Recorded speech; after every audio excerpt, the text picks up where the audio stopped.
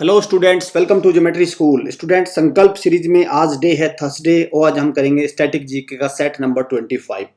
आपको पता है संकल्प सीरीज में हर दिन हम आपको एक सेट प्रोवाइड करते हैं, वो चाहे आपका मैथ्स का सेट हो, इंग्लिश का हो, जीके का हो, साइंस का हो।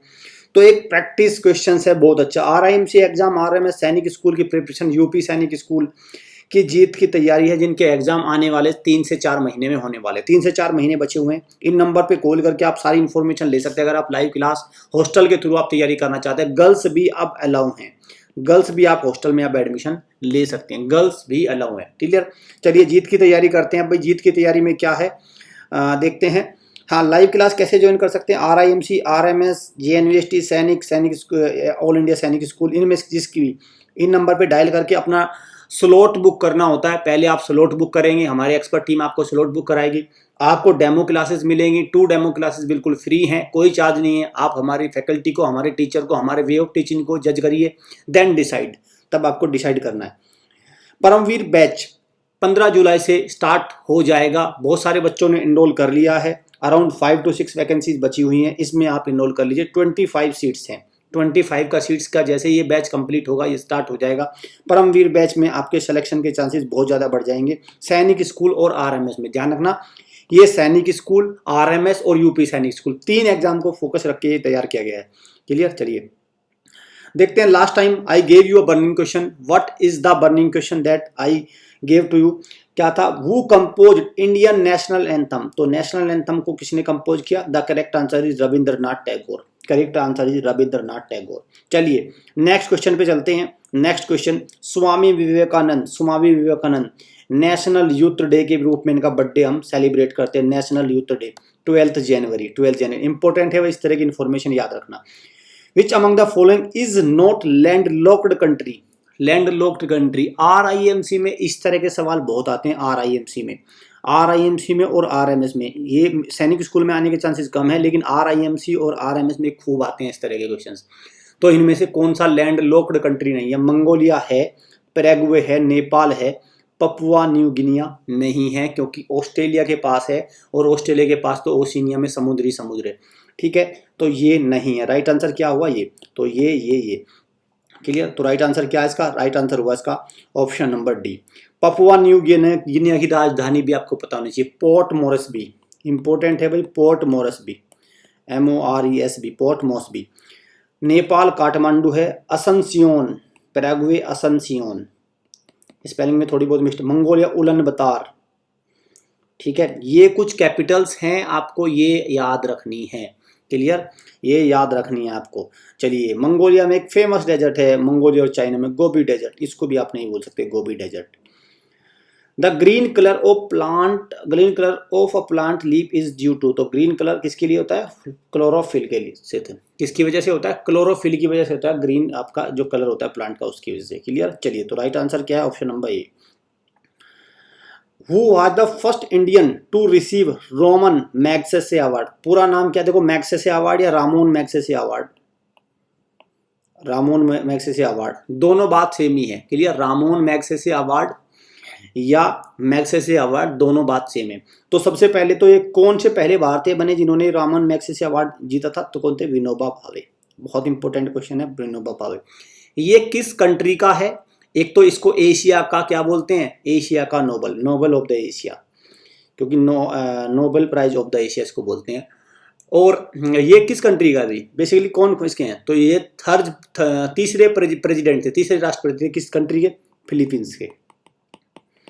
फिलीपींस के 3rd प्रेसिडेंट थे रामोन मैग्सेसे, उनके नाम पे रखा गया है मैग्सेसे अवार्ड। क्लियर, उनके नाम पे है मैग्सेसे अवार्ड। क्लियर। 1957 में स्टैब्लिश हुआ था और पहले जो भारतीय थे उसमें 1958 में कौन थे आपके? ये थे आपके विनोबा भावे। चलिए, how many spokes are there in Indian national flag? बहुत इंपॉर्टेंट क्वेश्चन है भाई। स्पोक्स, ये देखो, ये जो देख रहे हैं ना, ये जो ये इनको स्पोक्स बोलते हैं। तो ये कितने हैं? इनका नंबर कितना है? इनका नंबर कितना है? 24।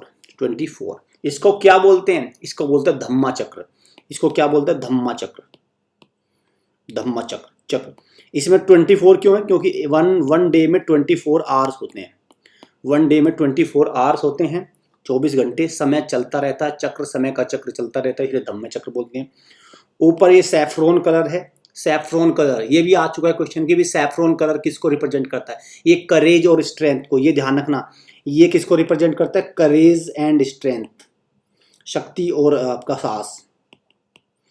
ठीक है, करेज एंड स्ट्रेंथ को करता है ये। बीच वाला किसको करता है? पीस को, शांति को, लव को, ट्रैंक्विलिटी को, इसको करता है आपका, ये आपका बीच वाला पीस। ट्रुथ, व्हाइट किसको रिप्रेजेंट करता है? ट्रुथ को। ठीक है, पीस ट्रुथ को। और ग्रीन किसको रिप्रेजेंट करता है? आपका auspiciousness of the land, fertility, agriculture, wheat, rice, इनके प्रोडक्शन अच्छा है, सबको खाना मिल जाए, इसको ग्रीन एग्रीकल्चर एक प्रकार से बोलूँगा तो लैंड की ऑस्पिशियसनेस को ये रिप्रेजेंट करता है, लैंड की फर्टिलिटी को रिप्रेजेंट करता है जिससे आपकी फसल अच्छी हो। तो तीनों का रिप्रेजेंटेशन बहुत जरूरी है। ये साथ में जो रेशो है ये भी एग्जाम में आ चुका भाई, ये ratio length to width, land to width का रेशो क्या है? ये है 3:2। क्लियर, 3:2 में हमारे जो हमारा ये है, इसका रेशो होना चाहिए। चलिए, कुछ इंपॉर्टेंट चीजें थी भी मैंने आपको बताई, आगे देखते हैं। Keibul Lamjao national park, the only floating park in the world, floating park केवल भारत दुनिया में है। किस नॉर्थ ईस्ट स्टेट में? तो किसमें? मणिपुर में, लोकटक लेक पे है, लोकटक लेक। ठीक है, ये ठीक है। चलिए, this is the right answer. Which ancient Indian physician is known as father of plastic surgery? तो फादर ऑफ प्लास्टिक सर्जरी किसको बोलते हैं? सुश्रुता। किसको बोलते हैं? Sushruta. Correct answer is B. Hostel में आप गर्ल्स भी अलाउ हैं, गर्ल्स भी आप हॉस्टल में एडमिशन ले सकते हैं। बॉयज तो पहले से ही तैयार देख रहे हैं आप, हमारे यूट्यूब चैनल पे देखेंगे किस तरह से तैयारी होती है। फिजिकल मॉक बहुत कराते हैं हम, मिनी मॉक बहुत कराते हैं। अगर आपने हॉस्टल में हमारा ज्वाइन किया और आप थोड़े भी सीरियस हैं तो हॉस्टल से आप सिलेक्शन लेके जाएंगे। आई गारंटी यू, आप हॉस्टल से सिलेक्शन लेके जाएंगे। इवन इनफैक्ट जो बच्चा थोड़ा भी समझदार है, टॉपर भी यहाँ से निकल सकता है, टॉपर भी यहाँ से निकल सकता है। आप देख रहे हैं मॉक टेस्ट हो रहे हैं, मिनी मॉक टेस्ट, बहुत ज़्यादा प्रैक्टिस हम हॉस्टल में कराते हैं। Which of the following is India's highest honour in the field of literature? तो भारत का हाईएस्ट ऑनर लिटरेचर के फील्ड में कौन सा है? तो कौन सा हुआ? Jnanpith award. Jnanpith award highest honour है, हाईएस्ट ऑनर है। और सवाल ये भी है कि भाई पहला ज्ञानपीठ अवार्ड, पहला ज्ञान, क्योंकि पहले बहुत आते हैं, किसको मिला था? आपका शंकराकरूप। फर्स्ट ज्ञानपीठ अवार्ड जो मिला था आपका शंकराकरूप, इनको मिला था पहला, 1965 में मिला था ये इनका। हाँ ठीक है, ये पहले थे जिन्होंने ज्ञानपीठ अवार्ड जीता था। मलयालम राइटर थे जी शंकराकरूप, जी शंकरा कह सकते हैं इसको, जी शंकराकरूप।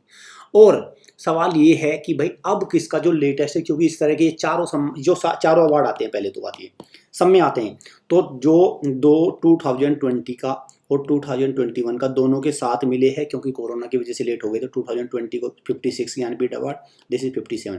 56 किसको मिला? नीलमणि फुकान। नीलमणि फुकान, नीलमणि फुकान असमीज राइटर हैं, उनको मिला है 56। और 57 किसको मिला है? दामोदर मौजो। दामोदर मौजो ये कोंकण गोवा जो रीजन है वहाँ के हैं, गोवा के हैं। तो शॉर्ट स्टोरी राइटर जो है कोंकणी लैंग्वेज के, ये असमीज लैंग्वेज के, ये गोवा कोंकणी लैंग्वेज के, इनको मिला है। दोनों नाम आपको याद रखने हैं। क्लियर, दोनों नाम आपको याद रखने। तो right answer is option number B.